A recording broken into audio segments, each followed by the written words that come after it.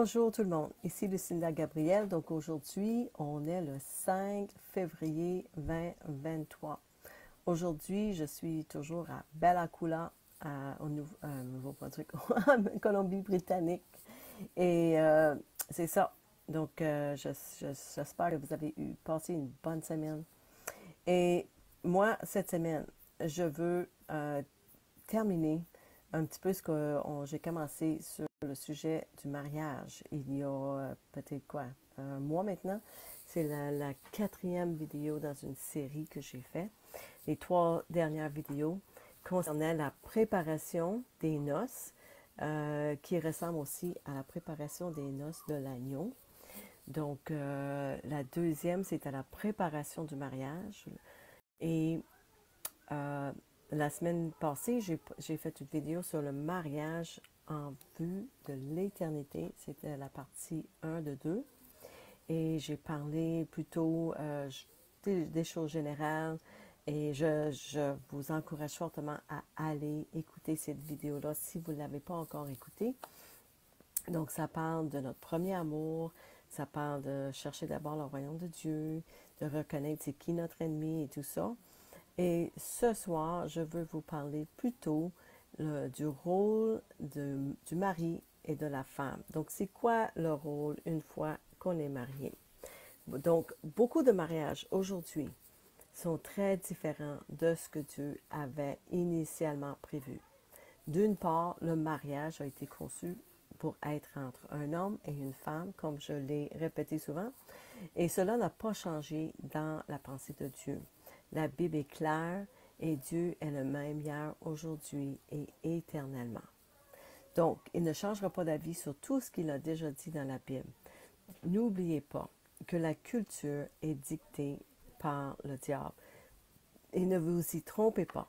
C'est lui qui dirige ce monde et tout ce qu'il pousse est contre le design sacré de Dieu pour le mariage, pour l'humanité et pour le monde. Puis on le voit surtout maintenant. En tout cas, si vous ne voyez pas ce qui est en train de se passer dans le monde, vous êtes vraiment endormi et aveugle. Puis je prie sincèrement que le Seigneur ouvre les yeux à de plus en plus de monde, parce que le bien est appelé mal et le mal est appelé bien. Et ça, c'est un grand signe jusqu'où qu'on est rendu ouais, dans le temps. Donc, Satan, le diable, est déterminé à détruire les mariages et les familles. Ça fait des années que ça se passe, puis c'est de pire en pire. Le mariage n'est plus considéré comme sacré, même chez certains chrétiens qu'on peut voir, et les gens sont accros à la pornographie, commettent l'adultère, ils avortent leur bébé, permettent même à la culture de convaincre leurs enfants qu'ils peuvent choisir leur sexe. On est vraiment rendu grave là. Le mouvement des droits de la femme a émasculé de nombreux hommes et les hommes ne connaissent même plus leur rôle dans la société. Donc la société vraiment est perdue. Et les femmes ont pris le rôle des hommes et ne sont certainement pas plus heureuses depuis. Et je peux vous dire que c'est vrai, j'ai vécu ça, je suis parmi cette génération-là et je peux vous dire que les femmes de mon âge ne sont pas plus heureuses pour tout ça. La confusion des rôles conduit le plus souvent à des mariages qui sont brisés et même au divorce. À qui profite tout ce désordre-là dans la société? Bien sûr, le diable et les élites qui le servent. C'est eux autres qui profitent financièrement surtout par rapport à tout ça. Donc, le Seigneur m'a dit un matin que le mariage ne concerne pas ce que tu peux obtenir, mais plutôt ce que tu peux donner ou amener à l'autre. Donc, quand je suis venue au Seigneur et j'ai commencé à lire la Bible, j'ai été surprise de ce que la Bible disait par rapport au rôle des épouses et des maris. J'étais vraiment estomaquée. Je me demandais si un jour je pourrais vivre le mariage comme ça. Je me suis posé la question. Mais je peux vous dire qu'au fur et à mesure que le temps a passé et que ma relation avec le Seigneur s'est approfondie, j'ai compris que le Seigneur lui-même me demandait à me soumettre à lui. Et plus que je me soumettais à Dieu et à sa volonté, plus que j'avais la paix, moins que je ressentais le stress et plus que je ressentais de la joie également. Je n'étais plus inquiète ou anxieuse pour l'avenir. Je pouvais même me détendre et lui faire confiance parce que je savais qu'il avait une solution à tous mes problèmes, qu'il avait une réponse à toutes mes questions. Donc, au fur et à mesure que les années passaient et que j'ai commencé à faire du ministère aussi avec une équipe dirigée par des frères, j'ai aussi dû apprendre à me soumettre, puis à soumettre ma volonté et apprendre à me soumettre les uns aux autres, comme commande la Bible. J'ai appris à mourir à moi-même régulièrement et me rappeler qu'il ne s'agit pas de moi, mais des autres et le travail que Dieu nous appelle tous à faire. Souvent, je me demandais comment puis-je servir au mieux les autres?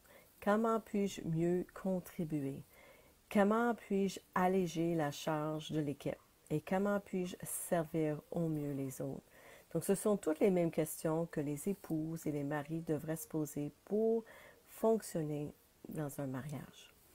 Comme un mariage, il ne s'agit pas de ce qu'on peut obtenir en étant avec une équipe, mais ce qu'on peut contribuer. Donc, c'est la même chose. Dieu m'a appris à travers les expériences de prendre soin de ma mère, puis de vivre en communauté et de voyager avec une équipe, comment prendre soin des autres, comment donner sans compter, comment être altruiste et comment vraiment aimer les autres. Et ces qualités sont toutes les mêmes qualités nécessaires pour vivre un mariage pieux. Donc le mariage est une alliance, un peu comme l'alliance que Dieu a faite avec Abraham et les Israélites. Le mariage est une alliance entre un homme et une femme avec Dieu au centre. Une alliance biblique implique généralement du sang et un sacrifice. Traditionnellement, lorsque deux personnes se réunissent la nuit des noces, il y a une effusion de sang. La Bible dit que les deux deviendront une seule chair. Donc, il y a une effusion de sang et l'homme et la femme sacrifient leurs anciens moi. Ils mettent tous deux à mort leurs anciennes vies pour vivre ensemble dans l'unité avec Dieu au centre. Jésus était le sacrifice ultime et a également versé son sang pour la nouvelle alliance avec ceux qui naissent de nouveau dans son royaume. Une fois que le mari et la femme ont conclu une alliance entre eux-mêmes et Dieu, quels sont leurs rôles? Alors, commençons par examiner le rôle de la femme. Donc, les épouses. La première chose, c'est être une aide. Donc, nous lisons dans le livre de Genèse qu'il n'est pas bon que l'homme soit seul. Alors, Dieu a pris une côte d'Adam et a créé Ève pour être son aide. Dieu donne des responsabilités, des visions, des objectifs aux hommes, puis choisit une aide pour l'aider à remplir ce rôle. Donc, c'est donc le rôle de la femme d'aider l'homme à assumer sa responsabilité que Dieu lui a donnée. Et elle l'aide en s'occupant de ses tâches ménagères, en cuisinant les repas, en s'occupant de la maison et des enfants principalement. Donc, gardez à l'esprit que nous définissons le mariage en vue aussi de l'éternité et que notre rôle en tant que croyants, c'est d'être des disciples et de faire des disciples. C'est ça la grande commission que le Seigneur nous a donnée. Donc, il ne s'agit pas d'avoir une maison plus chic, d'avoir des voitures de luxe ou ni d'avoir accès à des écoles privées. Ce n'est pas ça le but du mariage, mais de se rassembler pour construire le royaume de Dieu sur terre, une personne à la fois. Et la meilleure façon dont j'ai vu cela se réaliser est lorsque le mari sort pour évangéliser et ramène à la maison des personnes de paix que la famille peut servir. La femme garde une maison propre, prépare toujours de la nourriture pour les invités. Elle est hospitalière et veille à ce que les enfants se comportent bien. Elle aide son mari dans le ministère, à prier pour la guérison et la délivrance et aide au baptême et à la formation de disciples. Donc, c'est ça. La première chose, c'est d'aider le mari à remplir son rôle que le Seigneur lui a donné. Deuxièmement, se soumettre.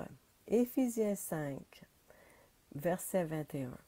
Et de plus, soumettez-vous les uns aux autres par respect pour Christ. Femmes, soumettez-vous à vos maris comme au Seigneur. Car le mari est le chef de la femme, comme aussi Christ est le chef de l'Église, et il est le sauveur du corps. C'est pourquoi, de même que l'Église, le peuple de Dieu, est soumise à Christ, de même que les femmes soient en tout à leur mari. Donc, remarquez qu'il a d'abord dit, soumettez-vous les uns aux autres. Donc, nous sommes tous, dans l'Église, censés nous soumettre les uns aux autres. Nous sommes tous censés mourir à nous-mêmes, à notre propre volonté et faire la volonté de Dieu. Nous devons compter les autres plus grands, plus importants que nous-mêmes aussi. Rechercher la paix avec tous et la sainteté sans laquelle personne ne verra Dieu. Donc, l'un des plus gros problèmes avec les couples aujourd'hui est qu'ils ne fonctionnent pas dans leur rôle respectif. Donc, dans le monde, on ne peut s'y attendre de plus que ça parce qu'ils ne connaissent pas la Bible. Les gens dans le monde ne connaissent pas la Bible. Mais les gens qui sont croyants, nous avons une responsabilité de connaître la volonté de Dieu. Beaucoup de femmes sont autoritaires aujourd'hui, surtout si elles n'ont pas été élevées dans une famille biblique. Puis même, il y en a qui sont élevées dans les familles bibliques, puis sont autoritaires. On en voit. Donc, le monde aimerait bien que les gens croient que la soumission, c'est une question de contrôle. Mais lorsque deux personnes sont vraiment nées de nouveau et vivent sous le dessein de Dieu pour le mariage, à mon humble avis, la soumission est une question de protection et non pas de contrôle. Tout ce que Dieu a conçu était pour protéger ses enfants. Chaque loi que Dieu a donnée à Moïse pour les Israélites visait à les protéger du diable, du malin. C'est toujours pareil aujourd'hui. Il n'y a rien de changé. Le dessein de Dieu pour le mariage est de protéger les femmes et les enfants du diable, car un homme prend ses responsabilités au sérieux quand il a la crainte de Dieu et s'adresse à Dieu dans toutes les situations. Il est capable de prendre des décisions sages pour sa famille sur la base des conseils de Dieu. Dieu va lui conseiller. Et lorsque les décisions sont prises dans cette optique, ce ne sont pas seulement des bonnes décisions, mais elles protègent l'épouse et les enfants d'un stress excessif. Les femmes n'ont jamais été conçues pour supporter de tels fardeaux. Les femmes ont suffisamment de charges avec leurs affaires familiales, les enfants, puis la gestion de la maison. Ils n'ont jamais été conçus pour supporter de lourdes charges financières. Et je crois que c'est pourquoi tant de femmes et de mères sont épuisées aujourd'hui, alors qu'elles essayent d'être des super mamans et des super femmes. Donc, tu sais, les femmes, il y en a beaucoup qui travaillent hors de la maison, donc ils ont un job à temps plein hors de la maison, puis un job à temps plein, mais qu'ils arrivent avec les enfants et la maison. C'est trop. On n'a jamais été conçus pour ça. Donc, il y a aussi une différence entre obéir son mari et se soumettre. On peut obéir à son mari, mais être inflexible dans son cœur. Et Dieu voit le cœur des gens. Priez que Dieu vous rende plus souple et flexible. Assurez-vous d'avoir un cœur soumis à la fois à votre mari et à Dieu. C'est comme la différence entre le blé et l'ivraie. Le blé est souple et flexible, comme nous sommes appelés à l'être, et l'ivraie, elle, est rigide et inflexible. Un jour, Jésus reviendra et il séparera le blé de l'ivraie. Alors, ne soyez pas l'ivraie. 1 Pierre, chapitre 3, amplifié. Une vie pieuse. Donc, de la même manière, vous les femmes, soyez soumises à vos propres maris, subordonnés, non pas comme inférieurs, mais par respect pour les responsabilités confiées aux maris et à leurs responsabilités devant Dieu, et donc en partenariat avec eux, afin que même si certains n'obéissent pas à la parole de Dieu, ils peuvent être gagnés au Christ sans discussion par la vie pieuse de leur femme, quand ils voient votre comportement modeste et respectueux, ainsi que votre dévotion et votre appréciation.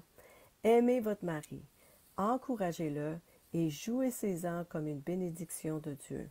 Votre parure ne doit pas être simplement extérieure, avec des cheveux entrelacés et élaborés et le port des bijoux en or, ou être superficiellement préoccupé par s'habiller avec des vêtements coûteux, mais que ce soit la beauté intérieure de la personne cachée du corps, avec la qualité impérissable et le charme inaltérable d'un esprit doux et paisible, qui est calme et se contrôle, pas trop anxieux, mais serein et spirituellement mûr, qui est très précieux aux yeux de Dieu. Numéro 3. Respectez votre mari. Éphésiens 5, verset 33, amplifié. La femme doit veiller à ce qu'elle respecte son mari et qu'elle fait de lui ses délices, qu'elle le remarque, qu'elle le préfère et le traite avec amour, le chérissant, l'honorant et le tenant cher. Qu'est-ce que ça signifie de respecter son mari? Cela signifie que vous n'essayez pas de le changer ou le contrôler, mais que vous allez à Dieu avec tout. Ce n'est pas à vous de changer votre conjoint. Si vous avez permis à Dieu de choisir votre conjoint, soyez assurés qu'il a choisi la personne parfaite pour vous. Une sœur m'a dit qu'un jour qu'elle était en colère avec son mari. Elle était fortement en désaccord avec une décision qu'il prenait et elle lui disait comment il devait faire. Donc, Dieu lui a parlé clairement et il lui a dit, tout comme votre sœur ne veut pas que vous discipliniez son enfant, je ne veux pas que tu disciplines le mien. Ce n'est pas ta responsabilité, qu'il lui a dit, il dit, c'est le mien. Le Seigneur l'a réprimandé pour avoir tenté de discipliner son mari. Nous, les croyants nés de nouveau, nous sommes tous des enfants de Dieu et c'est le travail de Dieu de discipliner ses enfants. Si on a un problème avec une personne ou avec notre mari, on va directement à Dieu. Son travail à elle était de se soumettre à son mari et de le respecter. Elle doit aller également à Dieu avec tout et laisser Dieu livrer ses batailles. Dieu résiste aux orgueilleux et fait grâce aux humbles. Quand vous vous mettez humble devant votre mari, sachez que Dieu va aller combattre pour vous.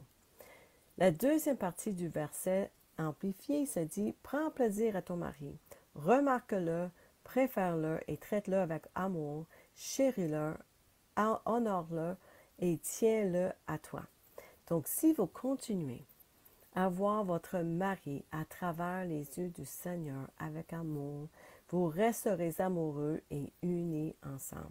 Ne laissez pas l'ennemi vous faire regarder, ou encore plus important, de vous concentrer sur ses défauts. Chérissez-le, honorez-le et tenez-lui à cœur. Numéro 4. Encouragez et soutenez votre mari. La meilleure façon d'encourager et de soutenir votre mari est de croire en lui. Admirez ses qualités et dites-lui souvent à quel point il est merveilleux. L'une des meilleures façons pour une femme de soutenir son mari, c'est aussi par la prière. Je veux vous raconter un exemple. Donc, Dieu est merveilleux. Si vous avez une relation avec Dieu, non seulement Dieu va vous montrer qui est votre futur mari, mais il va vous dire exactement comment prier pour lui avant même qu'il arrive dans votre vie. Et quand votre mari arrive dans votre vie, il va vous aider et va vous conseiller comment prier pour votre mari après le mariage. Donc, vous êtes la plus grande bénédiction pour votre mari lorsque vous priez et intercédez pour lui. Je vais vous raconter un bon exemple. Donc, j'ai une sœur qui est un véritable témoignage de ce à quoi un mariage pieux est censé ressembler. Elle a été baptisée en mars 2022 et ensuite nous avons parlé de son mariage et du mariage pieux, puis le rôle de la femme, puis comment se soumettre à son mari et prier pour que son mari soit lui aussi avec Dieu. Donc, elle a commencé à changer son attitude envers son mari. Elle a cessé de le voir premièrement comme ennemi et elle a commencé à prier pour lui avec ferveur, pour son mariage et aussi pour sa famille. Elle a commencé à le traiter avec plus d'amour, plus de respect. Elle a cessé de retenir le sexe et elle était plus attentive envers lui, plus aimante. Elle est devenue plus une épouse plus pieuse, si on veut. Elle a complètement changé son attitude envers son mari et envers son mariage. Au bout de 6 mois, son mari n'a pas pu s'empêcher de remarquer la différence chez sa femme. Il a également souhaité vivre une vie plus pieuse. Donc, il a été inspiré. Donc, il a commencé à prier davantage et à se rapprocher de Dieu et finalement, il s'est fait baptiser. Avec l'aide du Seigneur et grâce à ses prières, son mari est devenu l'homme pieux et le père qu'elle désirait. Tout cela sans jugement, ni querelle ou harcèlement, mais par l'humilité, les prières et les supplications envers Dieu. Alors le Seigneur a répondu à toutes ses prières. En moins d'1 an, le Seigneur l'a complètement restauré, ainsi que son mariage. Étonnamment, ils servent les deux maintenant le Seigneur ensemble. Ils partagent l'Évangile avec les gens, prient pour la guérison et la délivrance pour des personnes et même ils baptisent des gens dans leur baignoire. Tout ça, gloire à Dieu, à cause de son humilité et ses prières envers le Seigneur et surtout son changement d'attitude envers son mari et le mariage. Donc, nous sommes impressionnés par ce que Dieu a fait dans leur vie. Et c'est ce qui arrive quand vous combattez le bon ennemi, que vous vous soumettez à Dieu et que vous le laissez être Dieu. Lorsque vous descendez du trône de votre cœur, que vous vous soumettez à votre mari et que vous l'aimez, vous le respectez simplement et vous laissez Dieu mener vos batailles pour vous, vous verrez à quel point Dieu est incroyable. Même si vous êtes né de nouveau, après que vous vous êtes marié et que votre conjoint n'est peut-être pas encore croyant, soyez l'exemple dans votre foyer. La Bible dit, acceptez l'autorité de votre mari, à moins qu'il ne vous conduise dans le péché, bien sûr, parce que votre conduite pieuse leur parlera sans parole. Sachez que vous pouvez vous tenir aux promesses de Dieu. Donc, là, nous allons parler du rôle des hommes, des maris. Premièrement, être le chef, le leader, le guide de la famille et de la femme. 1 Corinthiens 11:3. Mais je veux que vous sachiez que le chef de tout homme, c'est Christ, que le chef de la femme est l'homme et que le chef de Christ, c'est Dieu. Donc, c'est la responsabilité de l'homme d'être le chef de sa famille, d'être le chef spirituel et le guide afin de prendre des décisions importantes pour la famille dans son ensemble. En tant que chef spirituel de la famille, l'homme a besoin d'avoir une relation réelle et intime avec Dieu. Il a besoin d'être né de nouveau, d'avoir le Saint-Esprit et d'être conduit par lui, d'entendre et tenir compte de la voix de Dieu. Un véritable homme pieux sera un grand leader pour sa famille et cela inclut d'être le guide spirituel et d'enseigner la parole de Dieu à sa famille. C'est ça son rôle. Éphésiens 5:6, afin qu'il la sanctifie et qu'il la purifie. Donc ça, c'est l'homme qui sanctifie la femme et la purifie par le lavage d'eau par la parole. Donc, femme, vous devez vous retirer et laisser le mari diriger la famille. Nous vivons dans une société où le mouvement des droits des femmes a élevé quelques générations de femmes fortes et capables, mais qui n'en sont certainement pas plus heureuses. Il n'y a rien de plus triste que de voir un homme émasculé avec une femme autoritaire. C'est vraiment triste. Proverbe 12:4, ça dit, une femme vertueuse et excellente, digne d'honneur, est la couronne de son mari. Mais celle qui lui fait honte avec sa folie est comme la pourriture qui est le cancer dans ses os.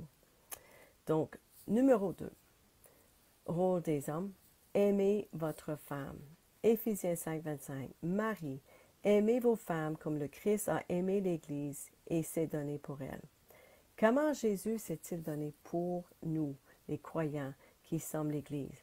Eh bien, Il a donné sa vie pour elle. Ainsi, de la même manière, les maris sont censés donner leur vie pour leurs femmes et pour leur famille.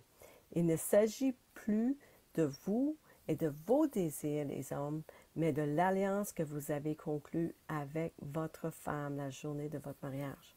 Donc, ce jour-là, vous avez tous les deux été mis à mort et vous vous êtes tous les deux engagés à être un seul corps, une seule chair pour travailler ensemble dans un but supérieur, donc de servir le Seigneur. 1 Pierre, chapitre 3, verset 7. De même, vous les maris, vivez avec vos femmes d'une manière compréhensive, donc avec beaucoup de douceur et de tact, et avec un respect intelligent de la relation conjugale, comme avec une personne physiquement plus faible, puisque c'est une femme. Montrez-lui honneur et respect en tant que co-héritier de la grâce de la vie, afin que vos prières ne soient pas entravées ou inefficaces. Alors, Marie, faites attention à la façon dont vous traitez vos femmes. Honorez-les, respectez-les, afin que vos prières ne soient pas entravées ou inefficaces. Numéro 3.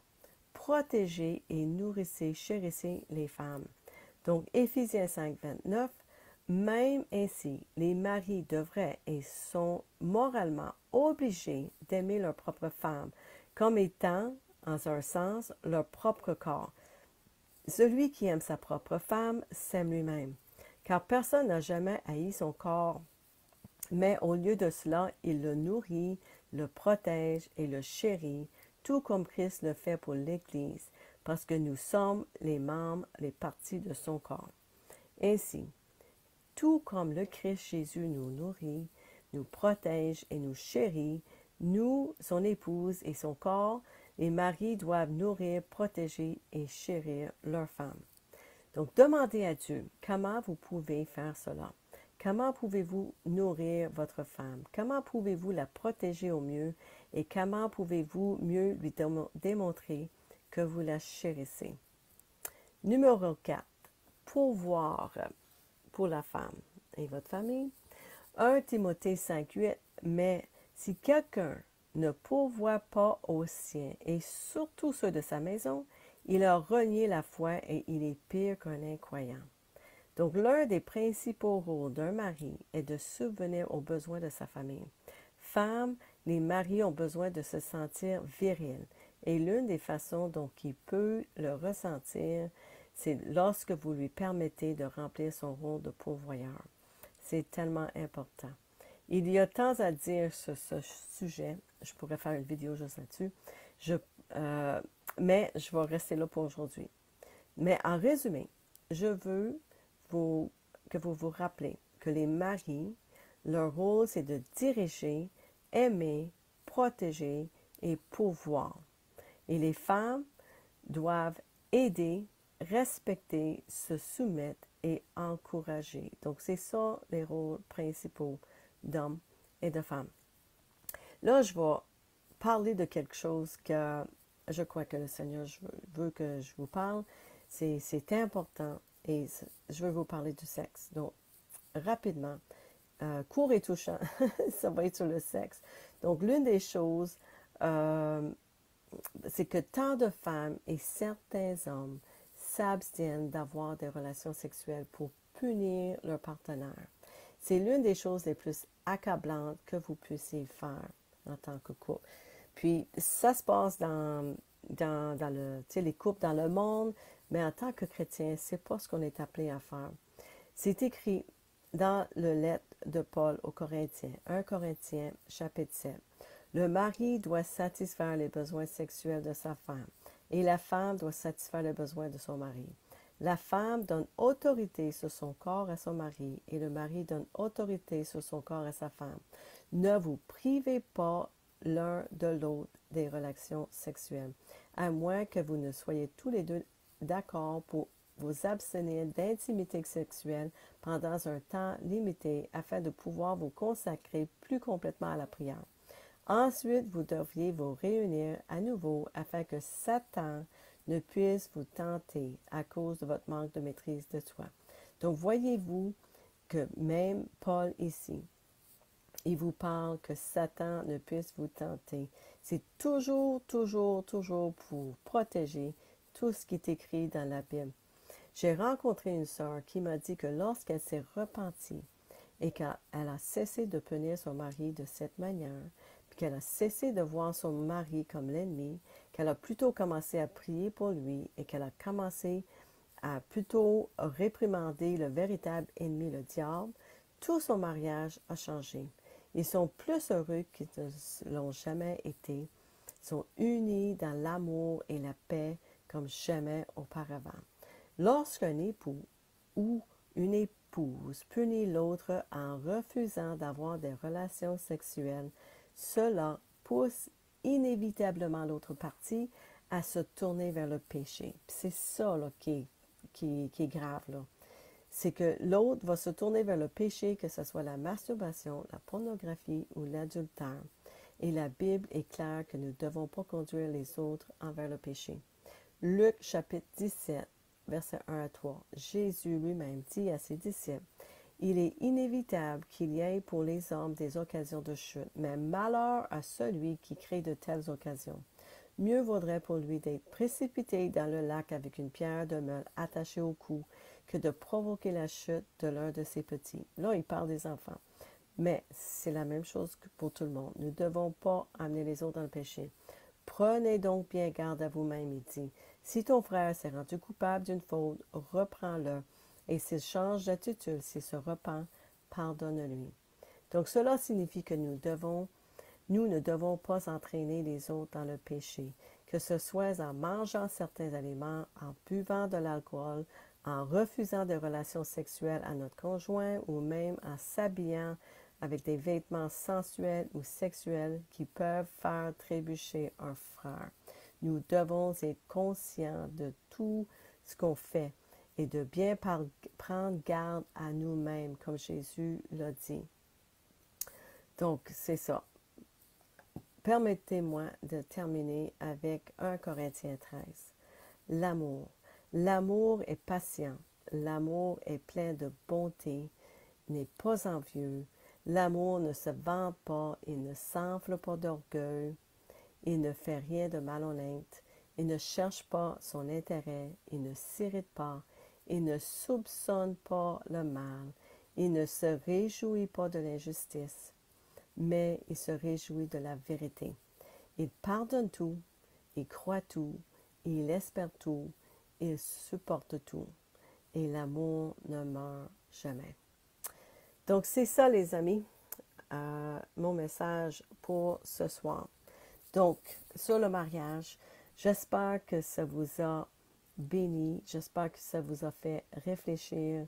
Et ouais, si c'est quelque chose qui pourrait vraiment bénir des gens autour de vous, les encourager à vivre un mariage beaucoup plus uni, oui, je vous encourage de partager avec les autres. C'est vraiment quelque chose que le Seigneur a mis sur mon cœur. Donc, c'est ça. Et la semaine prochaine, si Dieu le veut, je reviens avec un message aussi sur l'amour, mais ça ne sera pas pour les relations de couple ou de mariage, ça va être plutôt des relations en frères et sœurs et aussi avec le monde, parce que le temps s'en vient. Et je vous le répète souvent, que la vie va devenir de plus en plus difficile avec ce qui s'en vient. Puis dans Matthieu 24, c'est bien écrit que l'amour de plusieurs va refroidir. Et nous ne devons pas laisser notre amour refroidir. Donc commençons à apprendre tout de suite comment bien aimer entre mari et femme, entre parents et enfants, entre frères et sœurs, pour que nous puissions vraiment démontrer cet amour aux autres. Jésus a dit, ils vont reconnaître que vous m'appartenez par votre amour les uns pour les autres. Donc, commençons à apprendre comment bien s'aimer. Et c'est ça, mon message pour la semaine prochaine. Donc, je vous aime beaucoup et c'est pour ça que je reviens régulièrement avec des messages parce que ça me demande beaucoup de temps et d'effort et d'amour pour préparer ces messages pour vous. Le Seigneur vous aime et c'est pour ça que je suis toujours là. Donc c'est ça. Passez une merveilleuse semaine, puis soyez tous bénis, puis à bientôt. Bye bye.